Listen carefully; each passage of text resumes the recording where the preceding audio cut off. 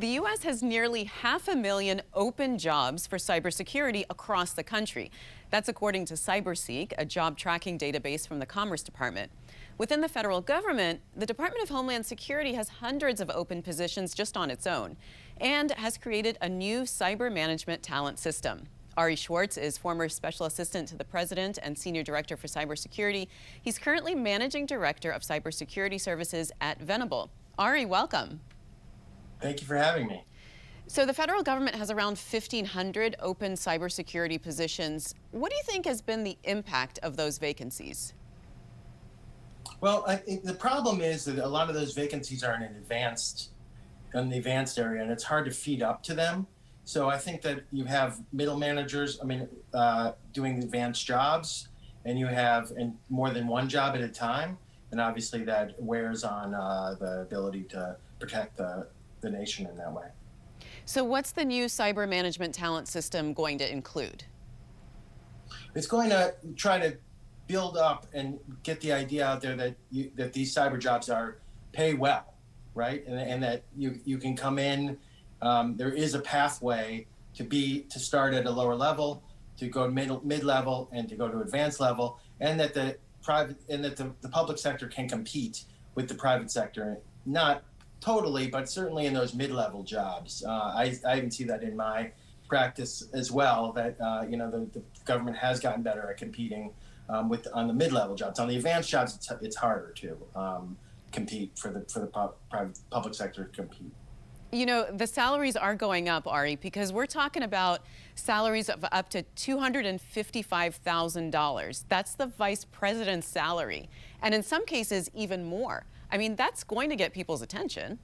No, it really has. And like I said, as I was saying, a CISO in the private sector, a lot of them are making seven figures. So it's going to be hard to compete at that level. But at that mid-level, that is what they're making in the private sector, that $250,000. So that I think that's where it is making a difference, is being able to recruit that mid-level talent that then can feed up to the advanced level, and they can get experience and then maybe move to the private sector. Eventually, we're still going to start to see that, but it will get more people into the government. So DHS plans to use competency-based assessments, which will actually test the applicant's abilities. I'm wondering why hasn't that been done in all high-tech hiring in the federal government? Well, because mostly they've tried to use the certification system that the private sector has put together. And I think that now, because they have this question about there's so many of these different certifications and they mean different things, they want to try and there has been this effort to try and categorize these jobs and find out kind of specifically what these jobs do on a regular basis, and then now build these kind of tests to them. So it's taken a while to get to this point.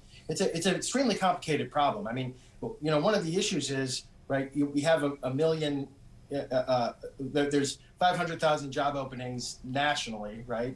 And then there's 1 million jobs out there. So in order to fill those 500,000, you'd have to increase the workforce here by 50%, which is an amazing amount of jobs to grow. So is this all going to work, Ari? I mean, the higher salaries, the streamlined hiring, the testing, is this going to not only work, but work fast enough for what we need? I'm not sure it's going to work fast enough. It's going to be a slow process. It's improving already, but not quite to the speed that we need it to improve at. So I think that we're still pushing advancement at the edges. We're not quite getting enough talent into the system and not opening enough of the basic entry-level jobs. You look at, just looking at the way that this categorized on CyberSeek, which is the website you were talking about before, there are 20,000 entry-level jobs open, 70,000 mid-level jobs, and 100,000 advanced jobs open nationwide, right? Based on the categorizations that they have. That's obviously not all the jobs, but the way that they categorize them. So that math just doesn't add up. You can't have, you need to have more people, more entry-level jobs in order to be able to move people through the system. And we need to be able to focus on, we need to focus on that as well. There are some efforts to do that, but it's just very slow moving. So what are your recommendations for how the federal government can reach a younger talent and more diverse talent? And I guess that's the big question, right?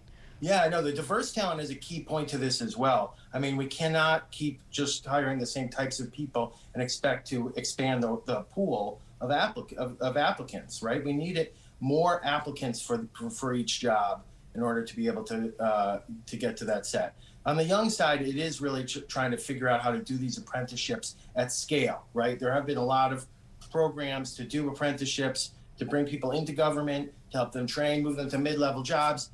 Maybe we can keep them to in the advanced jobs. Maybe we lose them, but we've gotten to that point where we're building up the talent pool, building up the workforce, and that's really we need to do more. We need to do more to bring kind of this level of how do we get these basic jobs. All right, well, let's hope it works, Ari. Thank you so much for joining us. Thank you for having me.